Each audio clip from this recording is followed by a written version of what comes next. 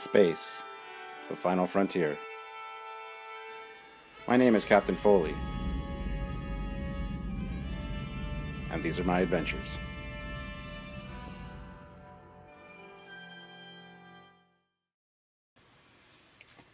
Captain's Log, Stardate 2016-02.08. Hey guys, I am back! Yay! I've been back for about a week or so.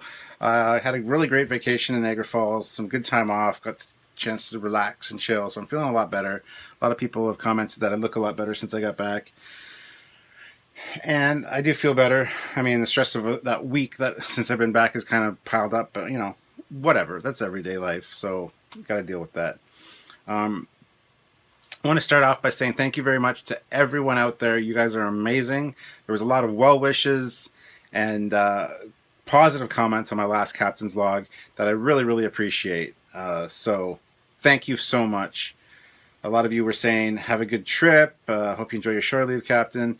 It's your channel. You do what you want. You be who you are. We love you for what you are because this is what drew us to the channel. So a lot of positive feedback as far as that goes, and it's really, really appreciated. I read a lot of it while I was away on my vacation, and it really helped me out, and I thank you guys so much. I can't address all the comments. There's 148 of them.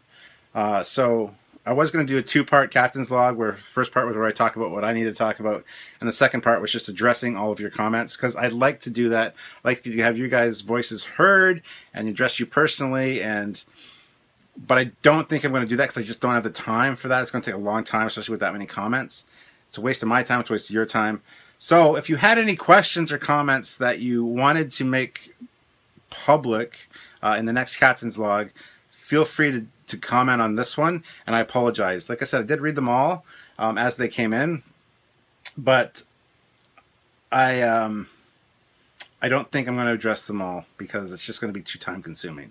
So if you want to go back, if there's something you asked me that you want to know the answer to, go back, put the comment in this Captain's Log, and I'll address it next time. I just think that would work out a lot better for everyone involved. So thank you. One of the things, another thing you mentioned was my furnace, and that I should leave it on because it sounds like the engine's on my ship, and a lot of people thought that was intentional. Well, it wasn't, but thank you very much. I'm not going to freeze now, which is awesome. So yeah, best fans ever, I gotta say, and I really appreciate all you guys do for me, and thank you.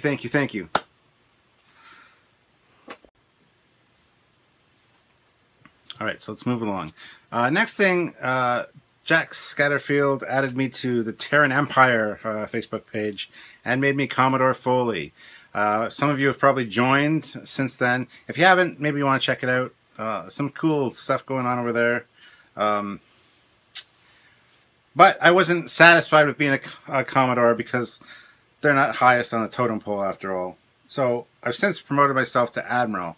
And it's the Mirror Universe, so promoting yourself is fairly straightforward, if you know what I mean. And so you can call me Admiral Foley over there. I think from now on, if I need to do a rant video or kind of take out my frustrations, I will do an Admiral's Log from the Mirror Universe. What say you? Should I shave my face for those?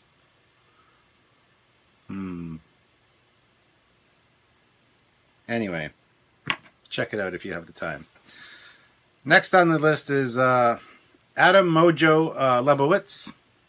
He's a visual effects supervisor or artist and supervisor that was working on Battlestar Galactica, Star Trek, Babylon 5, brought us lots of cool visual effects. He has a GoFundMe campaign right now. He's very sick. He's got an illness that the doctors haven't really been able to identify, and he wants to get back into work, and he needs help basically. And he messaged me and wanted me to spread the word. I've done it before. I don't have a problem doing it again. He's brought us so much stuff that we absolutely love as fans. So if you could please check out his link. It's on GoFundMe, Adam Lebowitz. and MOJO is his nickname. I will try to include a link in the description below, so you guys can help him out. Anything that you can offer would help him out. If he does have some perk kind of rewards, if it's over $100, he'll do a picture of a spaceship or some kind of space scene and have, you know, any information or name on it that you like, something like that. And I think that would really be awesome. So if you guys can please help him out, help me out by helping him out, that'd be awesome. I'd really appreciate it. And he was one of the guys responsible for the Star Trek Starship Spotters Guide, and we owe a lot to those kind of people, because if it wasn't for them, we wouldn't have the shows that we love, and if we did, it might not be the same. So let's try to see if we can help him out, as that would be greatly appreciated. And you know, we all win when we help somebody out. So next on the list is the Enterprise Restoration Project from the Smithsonian. I haven't really talked to Samuel much about this. I just wanted to run this out, put this out there, because I've kind of had a thought. I want to do a Trekyards episode on the restoration project when it's complete. What we want to do is talk to some of the people involved at the Smithsonian. We are lucky enough to know most of the advisory committee for the Enterprise. You know, Rick Sternbach, Andrew Probert, John Eves, all these guys. And I don't think getting someone at the Smithsonian to come on our show and talk about it would be problematic at all. I just want to get your guys' thoughts on that. Is that something you guys would like to see? I mean, it's right up Trekyards' alley. I know that the Smithsonian's doing a documentary on the restoration of the ship, which will be amazing to see, absolutely. But we'd kind of like to do our own thing. And I don't know what you guys think about that. I don't even know what Samuel thinks about that, really. Samuel, what do you think? I think it's a brilliant idea, because I thought of it. So there's that. I just kind of want to get your guys' thoughts on that. And yeah. So we did a lot of people have been asking us about our thoughts on Star Trek Beyond, generally on the trailer, which we haven't done. We haven't done a podcast in a while. We haven't done a podcast on that specifically, just because I didn't think it was very good. But we did do a mission briefing on the USS Franklin, and it did really well. If you haven't seen it, check it out. I'm going to put a link in the description below for that, so that you can enjoy it. Cool looking little ship. I kind of like it, personally. I like the design. I don't like the scale. The scaling looks way off. It looks way too small. And of course, you got that stupid transparent bridge window, which a lot of people, even after our mission briefing, is saying is a shuttle bay or a deflector. Neither of which makes any sense at all. Not that the bridge window makes any sense either, but that's the JJ aesthetic. That's the way it is. We've got some inside information, inside scoops on from people working on Beyond, and it's pretty much 99% positive that that's the view screen window. Yes. Another interesting fact that I found out while I was getting the information for the Franklin from an inside source was that people at Bad Robot and CBS and In the Know actually watch Trekyards, and they do it to get some positive feedback from the fans. They want to make the fans happy. So they watch Trekyards, apparently. This is what I've heard. I don't know if it's true. And they take note of the comments and stuff, because they want to do what's best for the fans. And I like to think in some way that we're influencing the future of Star Trek by doing that. I mean, the Franklin is an interesting design. It's kind of based on the Fassa Lochnar class, and that's cool in itself. They looked at some side canon stuff, some actual in-canon stuff, and kind of whittled it down to a few starship designs and came up with that one, which is very cool. Thank you very much for taking the time and actually understanding that we want to see that kind of stuff. So I don't know if Trekyards influenced that decision to do the FASA, look at these other ships. That would be incredible if it did. But I just wanted to put that out there, that I think that we are kind of making an impact as far as that goes. A lot of people have commented too that we're keeping the spirit of Trek alive, and a lot of people haven't been this interested in Trek for years, since you know, finding our show now that they're back into it. So that's great to hear. I love hearing that kind of stuff. So take that for what it's worth.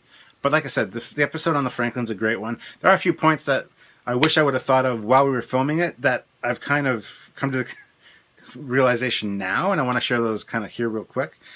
First of all, that detail, that hull detailing is very strange, and we kind of tried to explain it away in the mission briefing. But one thing that was never really thought of was that it could be, in fact, a Federation attempt at a cloaking device. And those nodes and nodules on the hull are actually the emitters and things like that for the cloaking device. It could be a Romulan hybrid. A lot of people said the ship looks Romulan. It does, sort of. It's got the orange striping, and it does kind of look like a bird of prey from the angle that they showed it on. So I kind of get that. Maybe it's a Section 31 ship that there's speculation has been lost, or it's abandoned, or crashed, or the crew's being held as slaves. So who knows? Who knows what it's about? But there's a lot of cool speculation and stuff out there that wasn't included in our mission briefing, which I kind of wish would have been. But it's a good mission briefing. Check it out if you haven't already. And speaking of great episodes, this past Saturday we did the Andrew Probert's Enterprise, or Ambassador class, or Enterprise C prototype or concept ship. And it has had a huge fan reaction. The numbers right now, after being out, this is Monday at 9 a.m. This has been out since Saturday, and around noon my time. 3,261 views. That's incredible for one of our videos to get that high that fast. So thank you guys. 156 comments, 216 likes, and 1 dislike. And whoever disliked it, I don't know what your problem is, but you do it on almost every one of our videos. There's at least 1 or 2 dislikes, and screw you. Trying to ruin the fun for everybody else. Anyway, so that episode's been amazing. It was great to learn about that ship. I really like the ship. I'm not a fan of it from the top. The top view really doesn't do anything for me. Kind of, ugh. But to see it in flight, see Tobias Richter's renders of it in flight, and to see the renders that Samuel did using Michael Wiley's CGI model were incredible to see. And it made me appreciate and love the ship even more than I did before. And I think it's great. It is kind of too advanced almost, I think, for the Enterprise C. And I think that Rick Sternbach's is kind of a better take on that. I love the Ambassador that Rick Sternbach did as well. So a lot of people have speculated that this one should be a refit for the Enterprise or the Ambassador class. We like to, at Trekyards, we call it the, the advanced Ambassador class prototype. That was never really put into full production. It does seem a little too advanced and stuff. And a lot of people have said they would have liked to see it as opposed to the Enterprise D for the Enterprise D, which I don't get in a way. Like, the Enterprise D is kind of an ugly duckling in a way, but at the same time, I really like it. It grows on you. If it doesn't, I don't understand. It's an Enterprise. It's nice. Some of the angles are ugh, but others are very majestic and beautiful. So anyway, great episode, and I hope you guys checked it out. If you haven't, I'll include a link for that as well. That's a lot of links I got to include now. Ugh. My memory's not what it used to be. So if you don't see them down there, just look them up on YouTube. So anyway, that's that. A few other things. I came up with an idea for a contest, and I don't know exactly how I'm going to do it, but I want to do a Photoshop contest. I recently put a few pictures of myself wearing this with like my phaser, which is over here, phaser, doing my thing, and posted those on Trekyards and said somebody Photoshop in an alien landscape, and I got a few great ones. But that got me thinking, I would love to do something else like that, but have it a contest, and Samuel and myself get to pick a winner and a runner-up and honorable mentions, stuff like that.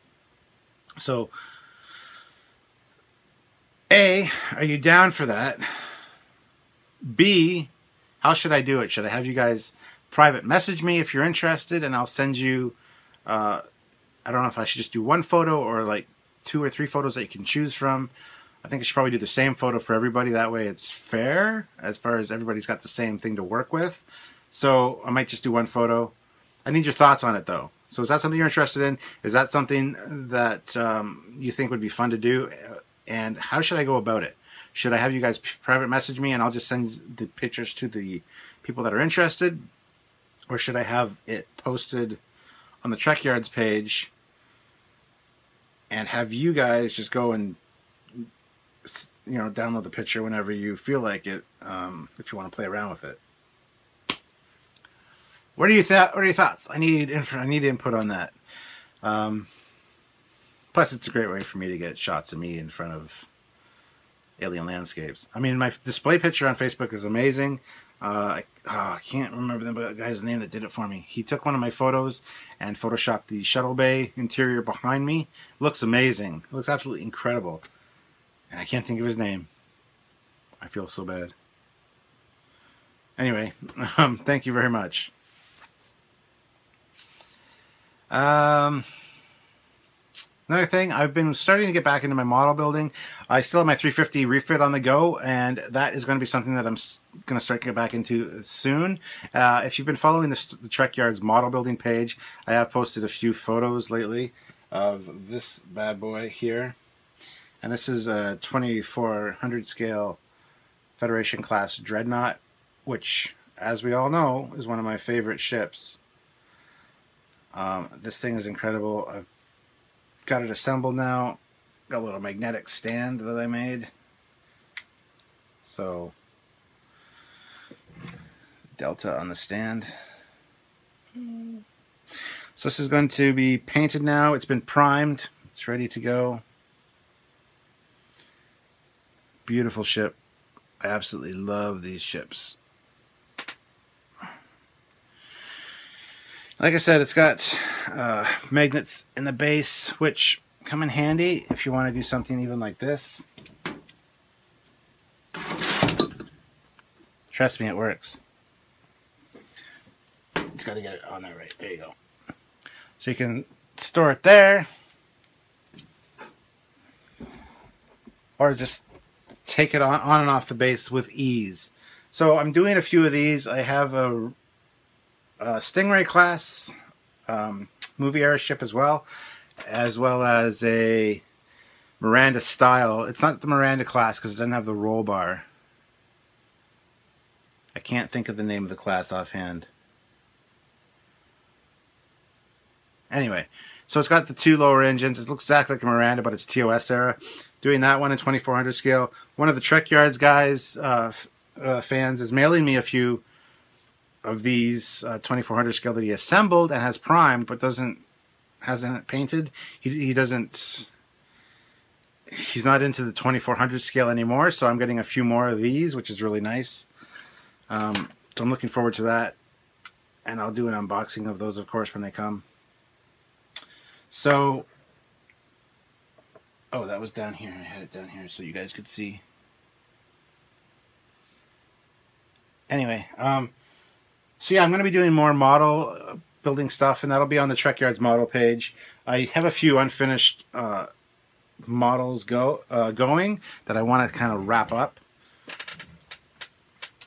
One of which is the Katinga from Star Trek VI. Now, it's very roughed out right now. It needs finishing paint and detailing and things like that. But I want to start finishing all these models and getting them off of my to-do list and off of my workbench. My workbench is a little bit of a mess since Christmas because I had my tree on there, and I got all my 350 refit parts. I need to clear it off, wipe it down, reorganize it, and then I'm going to start on my refit again and kind of get into that, because I've noticed that spending time on things like this really help my stress levels and get my mind off of things. So I'm thinking working on the refit, as stressful as it is to work on the refit and do modeling, it is still a stress reliever in a way as well, and that's kind of what I think I need. So Yeah, so look forward to like model building videos and stuff for me as well coming up soon, as that's kind of what I want to do. Even the finishing up of these things, I will do videos on that probably. So yeah, stuff to stay tuned for. I also have a 1/1400 scale Dreadnought class, well, Federation class Dreadnought TOS from StarCraft models. And I am going to be looking forward to building that soon too. So it's bigger than this. This is a 2400 scale. I'll just get you the box. Why not?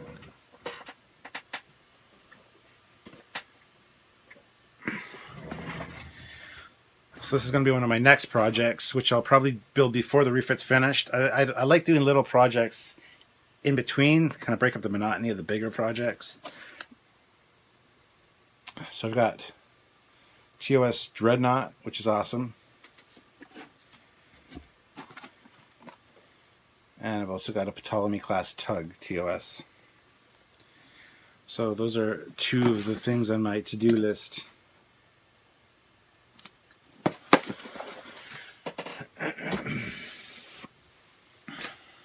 So there's that. Now, what else can we talk about today? One of the things I had listed down here that I wanted to chat about was future technology and the ape brain. I don't know if you guys have noticed, but any movies that kind of try to predict the future are usually always wrong. I mean, they get a few things right, a few little subtle things, but really Back to the Future said, you know, we're going to have flying cars and hoverboards. If you look around, it's pretty much the exact same as the 1950s, just things are sleeked out a bit. So you've got, you know, cars on wheels. Just a lot nicer looking cars on wheels. You've got skateboards that aren't hoverboards. You got motorized hoverboards, which aren't hoverboards, but they're cool and they're futuristic, and they would have been futuristic for the time back in the 1950s. But we tend to overestimate our future.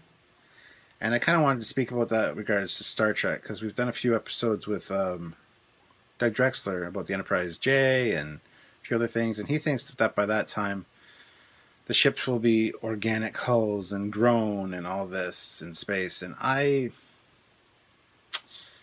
gotta disagree with him. I think that we'll still be using the same kind of shipbuilding techniques, just more refined. I mean, yes, we do grow parts in 3D printers, as they call them. They call it growing the part. But we do that, and I get that. I don't think they could grow a whole starship, though, like Doug has said. And don't get me wrong, I love Doug. I love talking to Doug. I love hearing his thoughts. But for some reason, the other day I was thinking that we always overestimate how advanced we're going to be. And usually it's just subtle little refinements on things that we already have. And really, it's not that drastic of a change. Even, 50, 60 years on, it's not that great of a change. I mean, yes, you look back 100 years ago and things have changed quite a bit, especially with the automobile and stuff. But it's hard to say. And that's kind of where my ape brain's kicking in. I think that we will be still building ships in sections, maybe larger components on Earth. Now, hear me out. But moving those components into space, into orbital space dock, to assemble them and finish the ship. There's no way that you can build a ship like a Galaxy class or like the Constitution class on Earth. It would fall apart. It's built for a zero-G environment. You can tell by the way the engines are designed. If you've ever built a goddamn Enterprise model, you understand what I'm talking about with the engine sag. To have that in a real-world application on a planet with gravity won't work. You'd have to have the structural integrity field running while you're building the thing in order for it to maintain its stability. That's why you got to build it in space. And a lot of people have said, well, there have been ships in orbit or in the atmosphere. Yes, TOS. But did you notice how much trouble that the Enterprise was having maintaining its altitude and that was a high altitude, by the way. So it still didn't have all the full forces of gravity acting upon it. So this is kind of a two-pronged thing that I want to talk to you about. First of all was the advancement thing. Second of all was the shipbuilding thing. Because I've had a lot of discussions. I wanted to say arguments, but it's more discussions with people lately about how ships would be built. And yes, we see pictures of the Enterprise or a Galaxy class being built on the surface of Mars in one of the episodes, and I was told that by somebody that's canon and I'm wrong. Okay. Somebody probably did that as a matte painting. It looks awesome. I can't see a Galaxy class being built on Earth, sorry, or on a planet. Sorry, it just doesn't work for me. Bigger components, yes, and then assembled up in orbit. There's even a book where, right before the motion picture, the Enterprise's saucer section was built on Earth, and then piloted up to the secondary hull for attachment in space dock. It was piloted up by William Decker. That I kind of get, because the saucer is designed to go into an atmosphere and land. Well, like a crash land, but a controlled land, a controlled crash, I guess.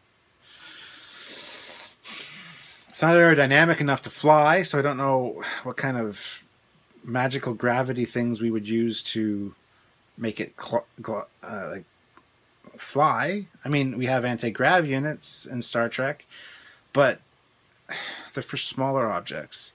You'd have to attach anti-grav units to the outside of the ship. It just doesn't make sense that it would be built in the atmosphere. And even that novel where the saucer was flown up, I don't agree with. I think larger sections would be constructed, like maybe wedges of the ship that were tractored out into space and assembled or something. So yeah, I got a real issue with that. I know that Voyager is designed to go in an atmosphere, and that makes perfect sense.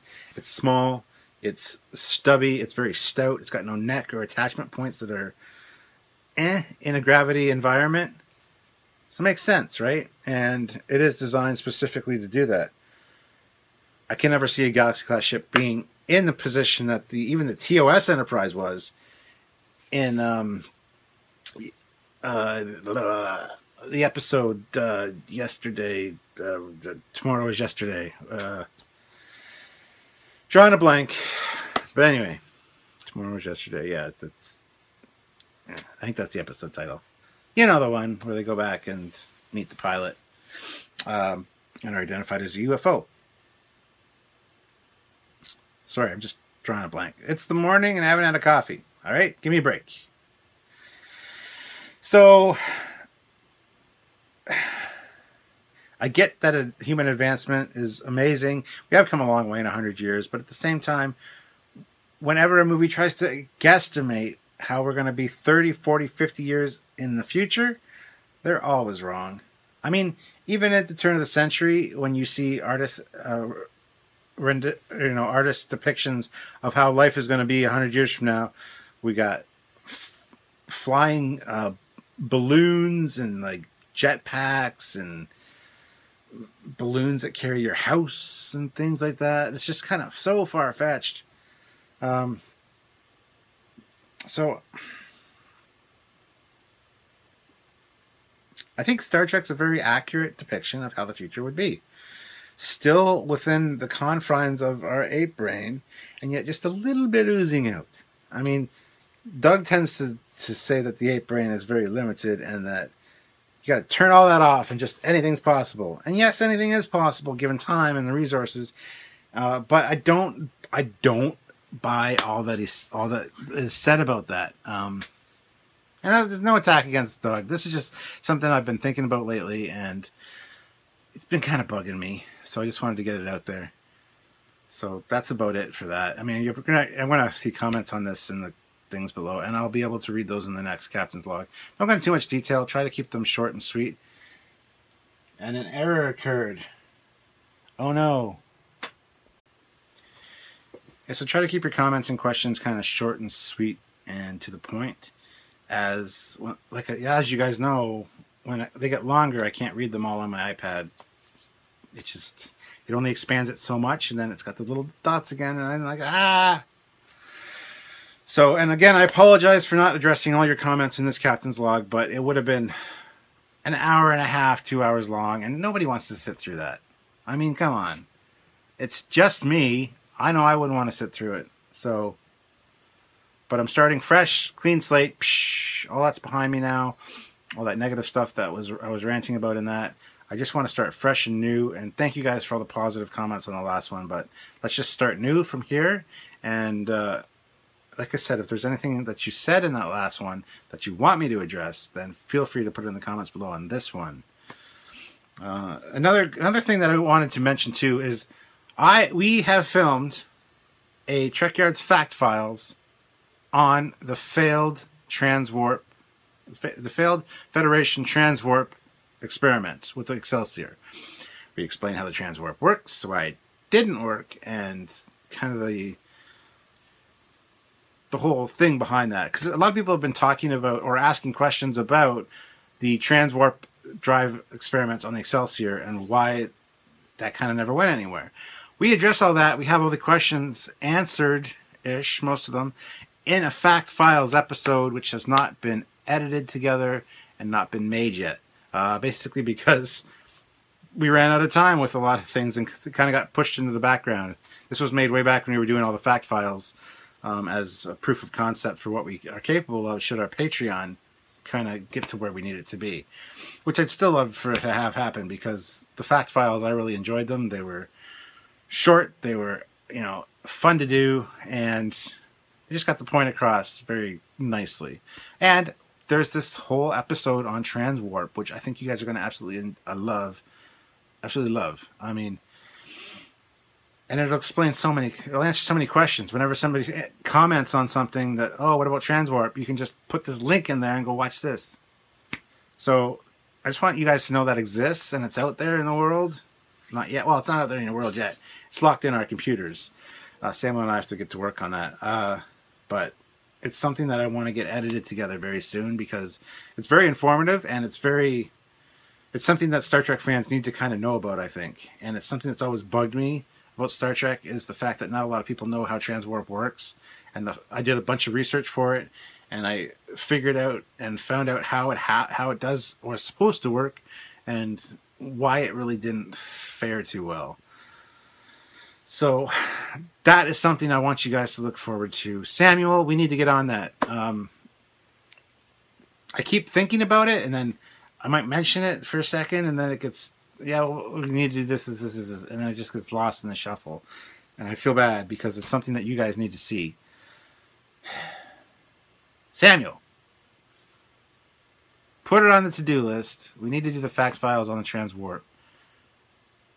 I want to get it done. I'm thinking that's it for this episode, or this Captain's Log, guys. Hope you enjoyed it. Like I said, I got stuff to do, models to do, that you're going to see more of. This is going to be painted soon. I'm going to put a coat of pearlescent white on it later today. And then paint on the decals, or paint on all the details, and then get the decals on it. It's going to be an amazing looking little ship. So... And another thing that you guys can look forward to, a lot of people have been bitching and whining lately about 3 nacelled ships and how, well, not a lot of people. Somebody commented on the Galaxy X video and made a comment about how, notice how Stuart didn't say anything about the 3 nacelles being a problem because of his dreadnought, even though 3 nacelle ships can't exist in Star Trek. Anyway, we filmed an episode with Andrew Probert on ship design, starship design, and it talks about Gene's rules for starship design. There's 4 of them. I'm not going to go into them here because it's been filmed. We talk about it with Andrew Probert. He's a stickler for those rules. Anything he designs in the Star Trek world follows those rules. So we had a nice discussion with him about that. And you know what? It is possible for 3 nacelled and single nacelled ships to exist, despite the fact that Gene had a pairs rule that the engines need to work in pairs because they're codependent. There's a way around that. There's a few ways around that, actually, and we kind of discussed those in that episode. That's something that you can look forward to in the next month or 2, hopefully. It should be, well, I don't know. I'm saying that. Samuel's probably like, I don't know what I'm doing it. we got a lot of stuff filmed and ready and in the bank, and we have a lot of other stuff that's filmed and edited and actually ready to go out. That's scheduled. So I don't know when that's being released, but stay tuned for it because it's something that I think you guys will really, really, really love. And it's something that Star Trek fans need to know about, is the Starship rule designs by Gene Roddenberry and how they were made up years after TOS, after the Franz Joseph Technical Manual came out. So those things already existed in the world, and then Gene came on and said, okay, there's these rules now. These are the rules, and it's like, ugh. So you can't give Franz Joseph crap for designing really awesome, cool-looking ships. Anyway, it's going to be a great episode. It was fun to film, and it's one of the things that I've always wanted to kind of talk about in Trekyards, and so now we have the opportunity. So that's it, guys. I think I'm actually done now. Got a few things to do today, and thank you guys so much for tuning in. Let me know what your thoughts are about the photo contest and things like that. Oh, one more thing real quick before I go. Sorry, I completely forgot about this. Trekyards app. If we had a developer develop a Trekyards app, what would it include? Probably an episode guide. I've had suggestions for blueprints and stats on ships, pictures. I mean, that's all stuff that Google can do. So I don't know. I want something unique, something you think that a Trekyards app could offer you that perhaps Google couldn't if you were looking up for a certain ship. I know Trekyards is about ships, and I would love to have blueprints for every ship we've done and things like that, but finding those resources are sometimes difficult, and I don't have somebody that can just draw them off the cuff for each one in their spare time. So, is there anything else special that you guys would want out of a Trekyards app? Please let me know in the comments. I've put a question or a post on the Facebook page about it. If you have any suggestions, go there, check it out. Put your comments in there as well, as that would be greatly appreciated. Immediately feedback. This feedback that you're putting in the comments here, I'll get to probably next week or whenever I do my next Captain's Log. But I'm really looking forward to hearing your thoughts on that, because we would love to do a Trekyards app of some kind. And I just want to get your thoughts on exactly what you guys want and what you think it would need to include that's exclusive to Trekyards, and something that we could consider doing for you guys. That's it now for real, because now I'm done. I just need to go have a coffee, because like I said, I haven't had my morning coffee yet. When I don't have my morning coffee, I get kind of grumpy and rambly, and I feel like I've kind of been that way with you guys, and I apologize. But I'm going to go, and I will see you all very soon. Thank you guys for tuning in. This is Captain Foley signing off. Live long and prosper.